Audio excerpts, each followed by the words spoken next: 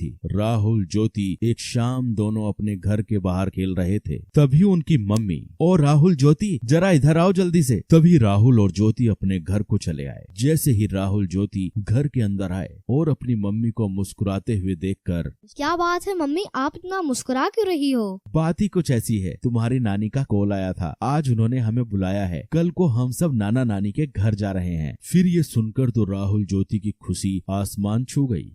चलो पैकिंग शुरू कर देते हैं, नाना नानी के गांव चलते हैं और एंजॉय करते हैं।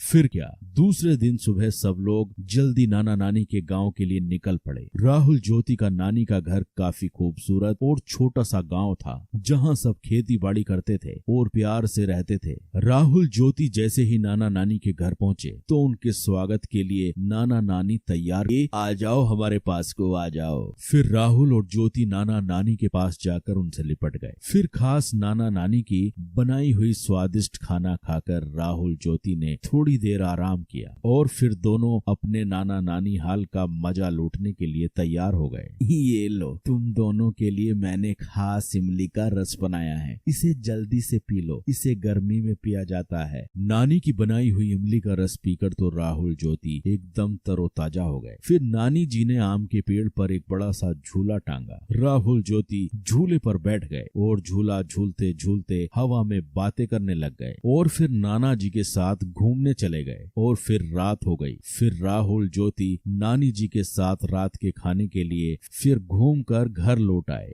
नानी जी, मैं आपके हाथों से खाऊंगा। नानी मुझे भी खिलाओ ना। ये सुनकर नानी जी हंसने लगी। ठीक है, मैं तुम दोनों को अपने हाथों से खिलाती हूँ। फिर क्या, राहुल ज्योति ने नानी के हाथ से पेट भर कर खाना खाया और खाना खाने के बाद सब लोग सोने की तैयारी करने लगे और फिर राहुल ज्योति को गर्मी महसूस होने लगी। नानी जी, घर के अंदर कितनी गर्मी महसूस हो रही है, पंखा भी गर्म हवा फेंक रहा है, आपके घर में एसी भी नहीं है। हमें तो एसी की आदत है, अब तो हमें रात भर नींद नहीं आएगी। यह सुनकर नाना नानी के साथ सब लोग हंसने लगे। यह देखकर राहुल और ज्योति ज्यादा कंफ्यूज हो गए।